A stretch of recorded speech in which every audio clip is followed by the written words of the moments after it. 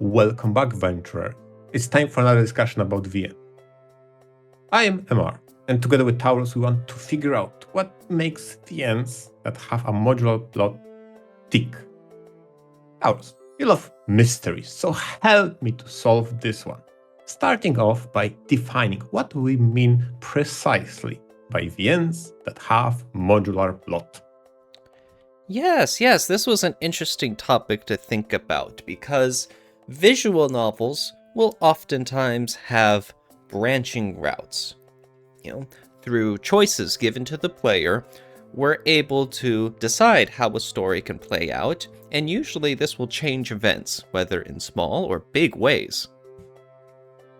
However, what MR and I are thinking about here is the idea of a modular plot, a plot that can take out and replace in certain elements while still staying along its one path. Basically, these are visual novels that have some sort of linear story, but have a unique feature of allowing characters to exist or be out of the story as needed, whether it's through dialogue, plots, or maybe even some in-game events. To use a gameplay example, Fire Emblem is a great one. Fire Emblem has a mostly linear plot, but it also has permadeath. So if some of your characters, die for reals because you were a terrible commander, then they are no longer going to be available in the side stories or maybe even in certain cutscenes. And as such, obviously, some characters, they cannot die. If you ever lose them in battle, it's a game over. But still, consider Fire Emblem. A linear story, but some characters could still show up throughout or disappear as needed. And so, there are some visual novels like that as well, right, MR? Yeah, hilariously, since you brought up an example of Fire Emblem, my first encounter with that kind of plot progression, plot modularity, was in Sengoku Runs. Similarly, used a game that uses a gameplay in which you are a commander during the war times, and each character you encounter toward the story, as more importantly, recruit to your cause, joins your war effort, and if you don't manage them properly, they may die on the battlefield. Outside of exactly 3 important characters, everybody else is, so to say, expendable and isn't necessary to reach an ending. But if you lose those 3 critical characters, it's immediate game over. Otherwise, the story progresses forward. And specifically, the aspect of being modular is that all of these disposable characters will sometimes speak up or show up in a few scenes, but they're extraneous, right? They have that kind of filler dialogue. Is that so? It depends on particular VN's execution of that. In the worst cases, those would be just barks in the background. Let me make a comment on the current happenstances. In case of runs, they could have a significant impact in a subset of the plot. For example, if you have managed to convince a general of opposing army through negotiations to join your cause before the armed conflict is resolved, maybe there's some sort of peaceful annexation in the cards. If you failed to do that or that general fall in the battle, completely different direction will happen in that region. Ultimately, as that conflict with that region, you will still follow along the same path to the same conclusion later down the line. So from the grand standpoint of the ending of the whole plot, nothing changes how you annex that particular territory and move on with your war effort. From the perspective of that one story bit, it is quite modular how it concludes.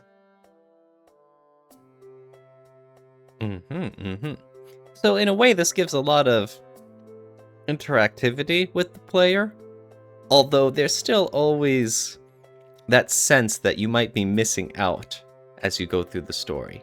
You realize, hey, there's a suspiciously narratively sized hole in this scene. I wonder if someone was supposed to be filling it.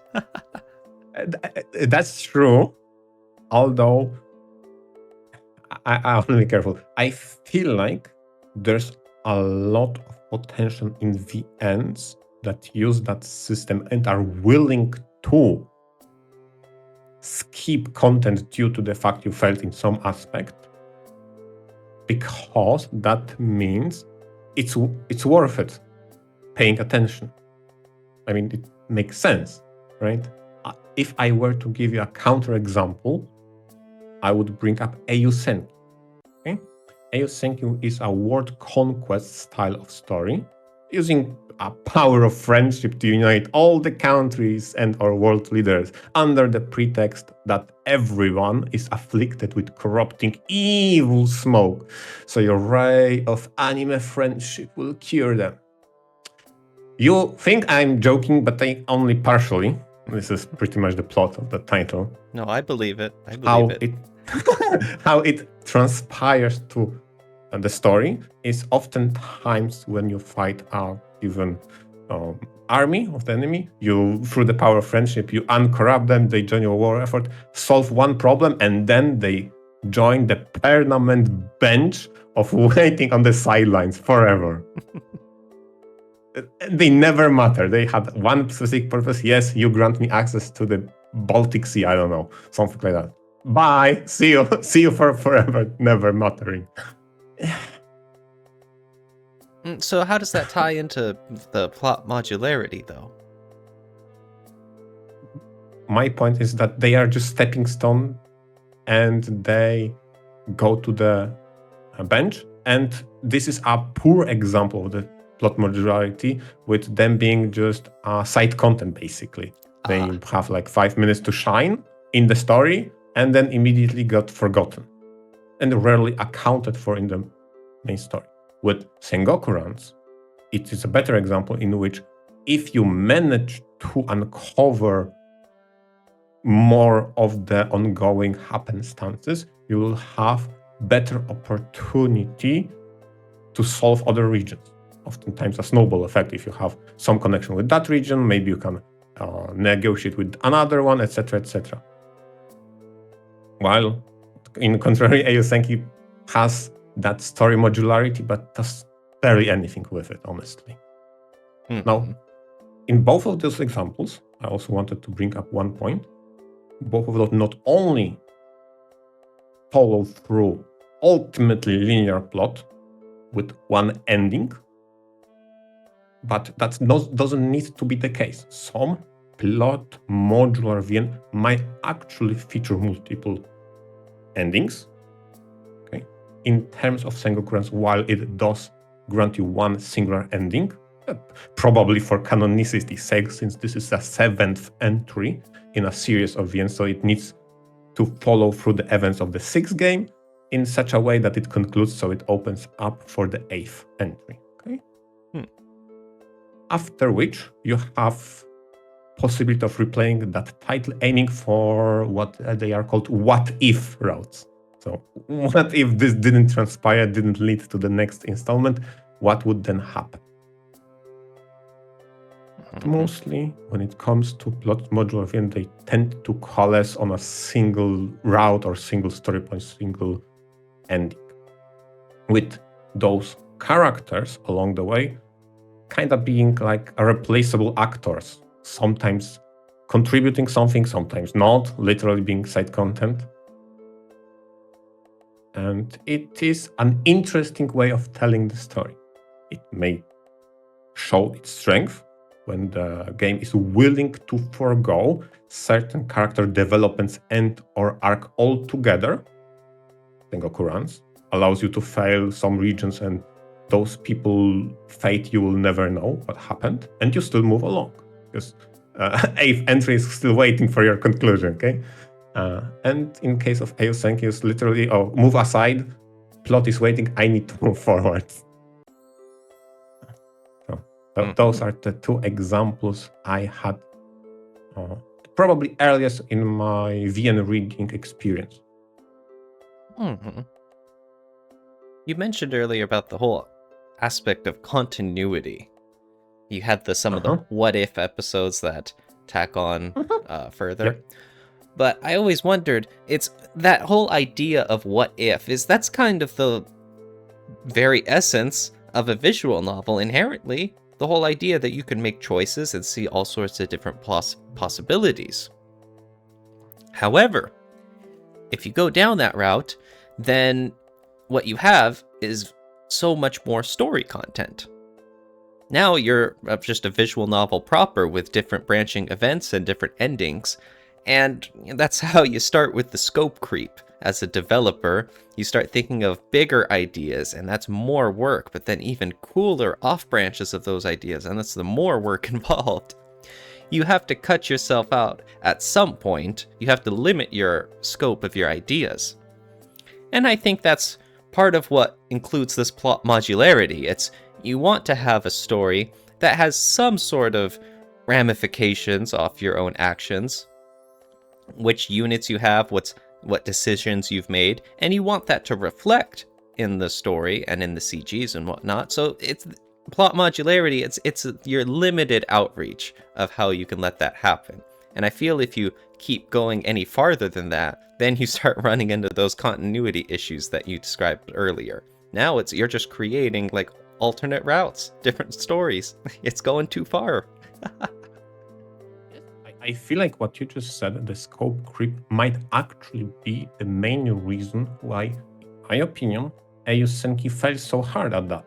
Because that is a title that has so many characters across so many regions of the world. Just a reminder, it's a world conquest style, so you visit all manner of regions in an alternate universe that is Earth, but populated with anime girls masquerading as famous world leaders. Ultimately, because of the sheer amount of characters, anybody but your initial starting roster isn't important. So you better like those starting 3 characters because you will see them a lot. Yeah. To be fair, though, I think that's just a normal aspect of so many visual novels, so many stories. You have your main cast, and then you meet all sorts of people along the way, and they're interesting for this arc or for this little scene. And okay, back to our main conflict with the important characters. Fair enough. I think that just naturally happens with all sorts of stories, all sorts of anime, visual novels, everything, right? Then I agree.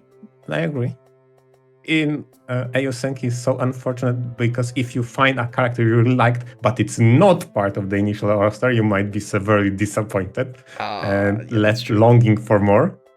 Thankfully, my favorite was inside that initial roster. Thank God. Okay. But I want to bring more recent example of a title I've read. So this is Wayblizer Damerung by Oshuli.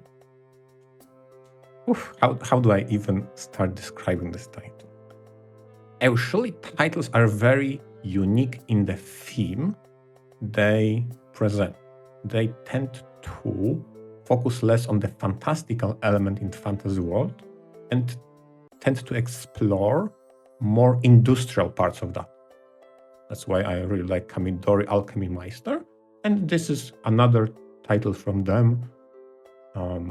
This time we are looking on the story through the lenses of someone who is a forager. So goes to the forest and collects materials for other artisans and craftsmen to build wares, like seamstress to sew or weave something from your raw material. And the setup is just so generic because it boils down to, the nobles in this kingdom are so bad and tax heavy. Let's start a rebellion. And this kicks off the slow adventure throughout the kingdom in which you investigate and slowly gather support with other characters you encounter along the way. What makes it so disappointing in particular is you get a lot of places to visit. And by proxy, every single place you visit, you encounter and recruit a new character to your party. Those events in those areas of the world don't recognize your efforts in another part of the world. Meaning it feels weird going for the 5th region, thinking, okay, I'm going to the industrial city of Uidora. That is a lot of excavation and mining operation there.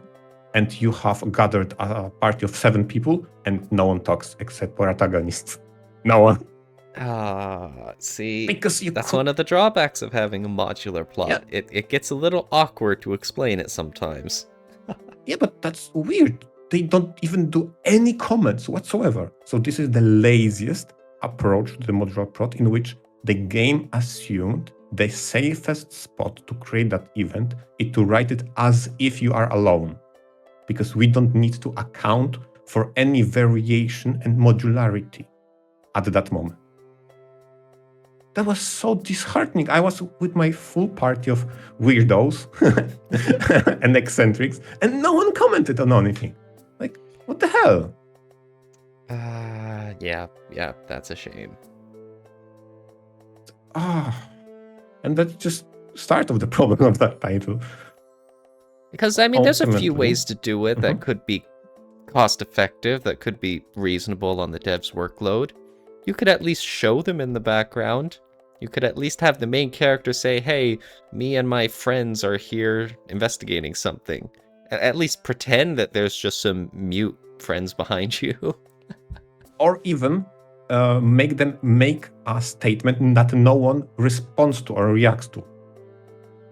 Right? So they can literally be included or not, without any influence on the dialogue. But neither of those are here. So not the one that you presented, that they have a sprite mute, or not my solution that would mean they just drop a bark and then disappear. Drop a bark? They are the background bark and nothing. Like, why?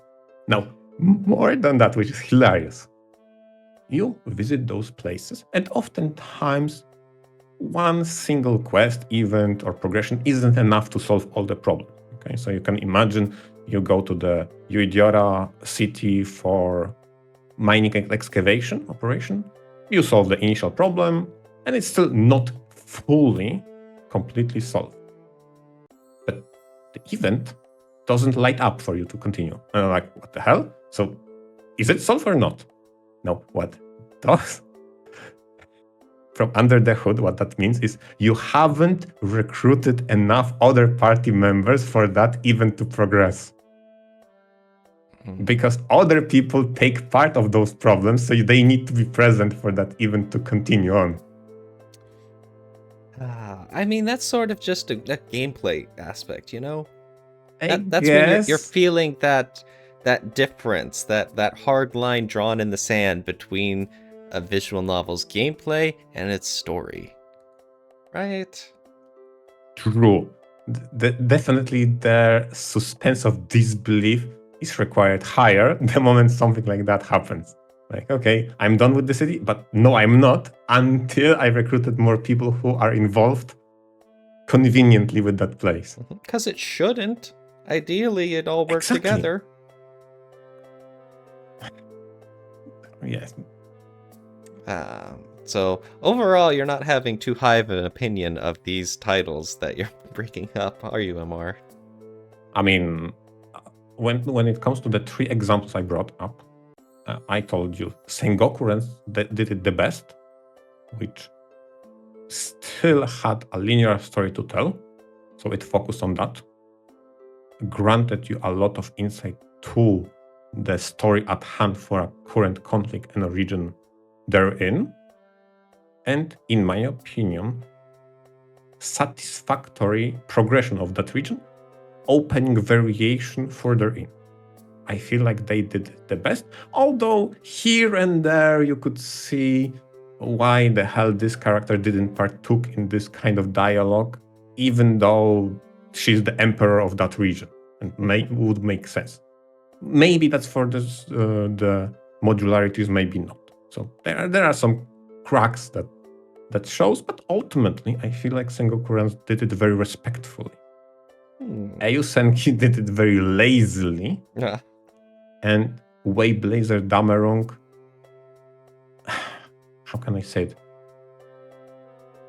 I think oddly enough the word shamelessly comes to mind. They did it very shamelessly, and how they hit events and tried to force you in the story progression on how if you clicked on a city, you need to finish that and recruit a person because that's crucial to open up other story points. But the ones you had previously recruited don't matter because you had an free choice of how to approach multiple regions. So they have to account for however you started. This event will be the most barren because maybe that was your first one. So you didn't have anybody else. Too much creativity. Funny enough, you spoke also about the feature creep. And maybe that's the one reason why it coalesces into one ending. Wayblazer Damerung actually has 4 endings, hilariously enough. And while, in my opinion, I'll call it common route because I don't know what else to say, the main portion that is very linear is super boring, I'll be honest. It did it, except for future characters, I liked the point and solving the problems and troubles of a given region was just so formulaic and followed the same pattern. It was super boring. The endings themselves were very distinct. You had a split into 2 major affiliations for the ending, of which each of them split into 2 more depending of what major person playing role in that rebellion you back up. I was actually impressed. The endings weren't half bad. I kind of liked them, all of them. The problem was, in totality, because I completed the game, in totality, that game took me about 40 hours to complete, of which I think in total 4 hours were endings. The route. That's never ideal. The rest of the time was just no bueno. I'll be honest. And the choices themselves were very weird because it boils down to a very generic. You have 2 regions, and that one that represents the god of light and the other god of darkness. If you've ever have any positive interaction with the dark church, you immediately are on that dark route. That's it. Anything else, if you stay clear away from them, you get the other branch. Good for you. That's it. There's no other choices that matter. Nothing. Well, that's one rudimentary way to handle it, huh? But logically, it makes sense because they have to be open because they, from the standpoint of developers, if they, and again, this goes back to the word I use, shamelessly and lazily approach this, they have to keep in mind what if at this point in the story, in this sequence of how to solve those problems you chose to tackle, they have to account for what if you didn't make any proclamation or backing of a specific affiliation. They need to have plausible deniability in the story. So like you keep being neutral, good boy who like, oh yeah, I'll save you now, despite me working for the enemy or something like that. It was very misguided title in that aspect. So far, from the examples I gave, however funny it sounds, it has a lot of potential, and I don't want to be the one to say the potential man kind of means. This kind of story bits have a potential, but it can be turned into very lazy framework to inject as many characters as possible, even though the depth of how you explore them isn't that deep. Mm-hmm. Oh, that's my... Do you Yeah. have an example of that kind of story modularity? Yeah, I was just about to say, there's one VN I've read that kind of reminds me of this. It's called The Letter. It's an OAL VN. It's a horror title. It involves a scary monster on the prowl, terrorizing a group of friends. Each chapter is the perspective of a different main character. And it has multiple choices, and how the chapter ends could be a variety of fates for this main character. Like, chapter 1 follows Isabella, and by the end of it, she either ends up alive, or hospitalized, or dead. And it's like, those are 3 very different outcomes, and then chapter 2, it picks up, depending on what happened with Isabella, events could play out a total variety of different ways. In fact, you'll see a lot of content that's different depending on what happened with Isabella in chapter 1. But then the devs quickly realized that this was going to create a giant web of all sorts of exclusive content following all sorts of different branching storylines. And as the VN progressed, we basically came onto a linear path, I guess you could say. And ultimately, the choices that you made just resulted in if a character was alive or dead. And it's really funny that as the story is playing out, you have CGs that are a group shot of all the characters, and then there's just variations on the CG removing characters if they've died earlier in the story. Which is, I feel like that's the most straightforward way to handle it. Unfortunately, there's a few CGs where it's really prominent how much negative space there is if, like, a bunch of characters have died. Oh, I see. Yeah. So it's not this, something is missing from this picture. Yes, it's a half of the screen seems to have a lot of empty space relative to the rest of it. And I wonder if a whole bunch of people were supposed to be standing here. I can imagine a picture. There are 4 people. Instead of all of them being together, there's a gap of exactly one missing person that could be filled. Exactly. And that reflects in the script as well, where stepping back, you realize that a lot of characters just have the filler fluff dialogue, where it's like, okay, hey guys, check out this locked door. And then you get, like, each character then, oh, that door's locked. It's like, oh no, what are we gonna do? It's like, a locked door? Seriously? Yeah. Again, and the idea this is what I meant by bark. Yeah, you just have a whole bunch of characters who might or might not be alive, so they still have to be a part of the story. They still have to be speaking and showing up in the CGs, but you also need to be able to take them out if the player got them killed earlier on. And it's a struggle. If you ask me, do I like this sort of plot modularity? On the one hand, it's a way for the developers to make my choices matter. It's like, ooh, this character is dead, and we can still portray the story with her dead. But if you saved her, it's like, well, look, she's still around, she's still in the story. But it doesn't really feel like she's in the story, right? I think that's the core issue. Is that even though they're trying to make it so that they can be in there or not be around, either way it feels half-hearted. Yeah, it can lead to the feeling of artificiality. Like, okay, are you really that involved if all you said, oh, seriously, locked door? Are you really involved in what is happening?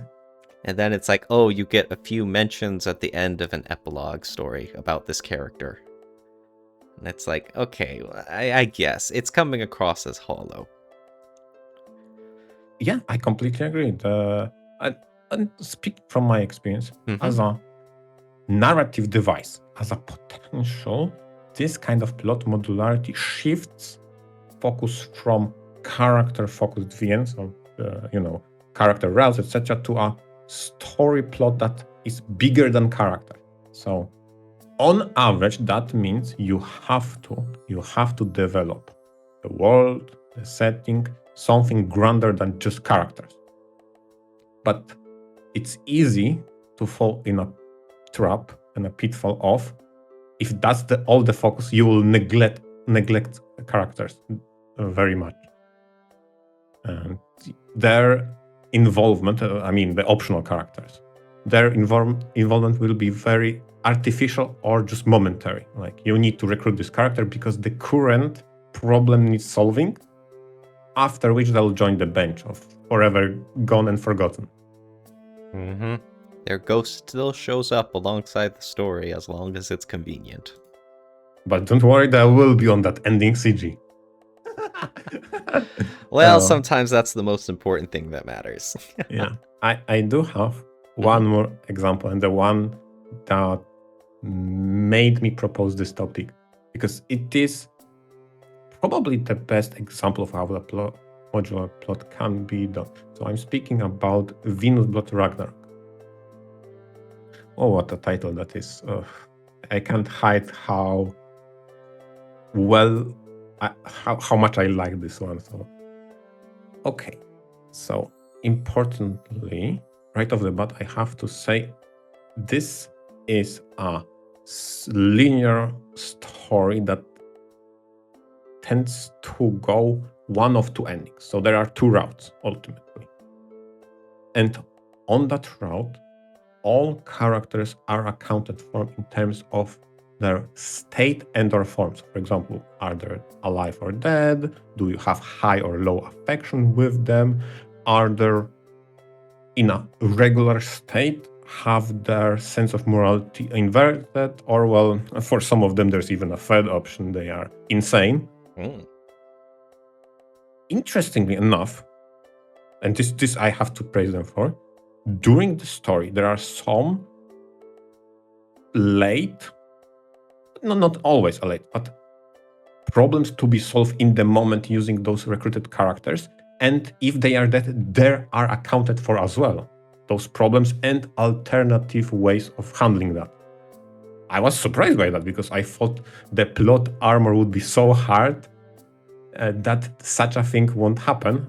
And either they won't be required to make that kind of decisions and or use that kind of magic, or maybe that problem won't appear. But no, this title said, okay, we run the numbers, we can afford to introduce alternative solutions to if you failed to recruit this particular character that has that in the bag.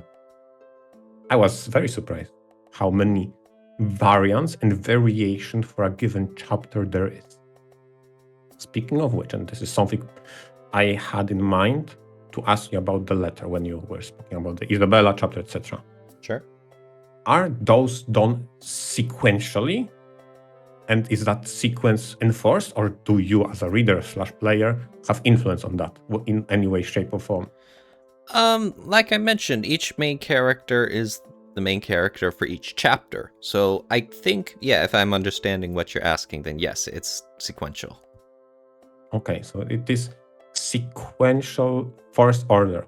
While here in the Venus Blood Ragnarok, you have a freedom of choice how to approach it, meaning at the very beginning, your goal is, I need to liberate and unite this country. There are 5 major characters that can make it happen. First chapter is enforced, and the rest 4 of them you can do in any order of your choosing, which in turn influence whoever you recruited first in chapter 2 will appear and will contribute in negotiation moving forward for the next characters. Now, we go back to barks, how I say them, commenting in the background, nothing changes. Hilariously enough, there's a ton of barking, quote unquote, here that characters react to. And I rerun a lot of those chapters when those characters weren't present, and then you don't have those dialogues. So probably this is why this title is so huge, is they try to account for as many variations as possible, although the scope is limited from a different angle, because while Eiyou Senki had like I think it was 50 characters, maybe 60. Sengoku rounds had about 40, I want to say. Here, it's like 5. So I understand they had an opportunity to go deeper because there's so less character, so fewer character here that you can run variants on. And cleverly, the most amount of reaction and dialogue with barks is from protagonist who is silent. Really? Yeah. So it makes the character that is optional says a bark. Protagonist who is silent responds to that because it's easy to write in text. Then they bark back, and you have a dialogue that is easy to inject. It doesn't require new voice acting line. But I don't want to mean it that is exclusively what is happening, but I just say this is the dominant type. So I think this is how they fought against feature creep, of how introduce variation of dialogue and reaction to people's talking in the background, which doesn't necessarily influence that much, although it does sometimes here, over the course of a given chapter. Okay, so I guess this is the most optimal way you can ask for a title to handle plot modularity, I suppose, right? Yes. So two point here is to have more acknowledgement of the involvement and probably decrease the amount of characters you have the modular story with. In this case, I think this is a bit more than 5, but the 5 are the most important modular ones. Okay, so that's why I'm focusing on them. The most important characters you need to recruit in order to progress further, and not all of them can need to survive for the story to progress. So you may actually not end with all 5 of them, and everything is accounted for. I was definitely flabbergasted. Although, that being said, so far we spoke about plot modularity from the standpoint of you have a singular plot, you have a starting and an ending. In this case, for Ragnarok, you have 2 endings, so there is a split for that, okay? Sure. But what happens if on top of all of that, you have another modular element, something that throws a wrench in the entire modularity of it? A Kickstarter happened. A Kickstarter happened in which authors said, you know what? Fuck it, we have new character. The 6th one. Okay. Okay. My expectation, and this is why this topic has been for so long in the making when I backed this Kickstarter, is, okay, I want to see what happens, because the lazy approach and pessimist in me thinks, okay, so this will be a side character, will side quest, she will bark in the background and won't be involved in the endings, right? No, she's in all the endings, main actor. The new character from Kickstarter. Not only that, in almost all variations, I think there's few of aren't there, but in almost all variation, she is alive in those events. Oh, that's good to see. Yeah, but I want to speak from the standpoint of involvement and creating content, because think about what does this speak to the story you can, which is so malleable, you can add to it and make that character act out the events to such a degree they are the main player in that roles. That, hilariously enough, results in a very, in a few regions of the game, very Frankenstein-looking events in which you have a new character speaking to an existing character, and I am listening like, what? Voice actor switched. So the new lines for the old characters are done with a new voice actor that is different from the original lines of that old character. Nice. So, any last few comments about, how much you liked it or not? Well, this Okay, wait a moment. The title itself I liked. The implementation was surprisingly well, although I don't know if any original story from before Kickstarter remodeling, remaking, I don't even know how to name it, days, survived this, because it has been so transplanted into something completely different just by adding a main character involved in all major story events that is directly related to major characters in the story itself. It was amazingly done. I was super surprised, even though I was very skeptical, thinking, okay, just throw away character, go to the roster of the harem for the program. Nope. It was, in my opinion, eclipsing even the original 5, which is not something I thought I would say. Mm-hmm. So I was very surprised. I liked the title itself a lot. And the way they did the modular storytelling from the standpoint of single story with modular involvement very well as somehow Frankenstein, a completely new character in it. That's crazy. And that's my final word. That's crazy. Nice. Yeah, I mean, all out of a Kickstarter bonus tier. That's very impressive that they were able to, in a way, slice that into the story. Very unique. Yeah. Very unique. I've never seen that happen. Mm-hmm. That was probably the biggest example of how can it be done well, and past that, give an opportunity. Maybe you can expand the story if you get a backing, and now you can realize what you truly had in mind from a creative standpoint. Yeah, the whole idea of plot modularity was just, working with what was already existing there in the title, but I don't think I've ever seen a title also incorporating that to how well they could add new material. Yeah, big shout out to that. Yeah, that surprised me. Wonderful.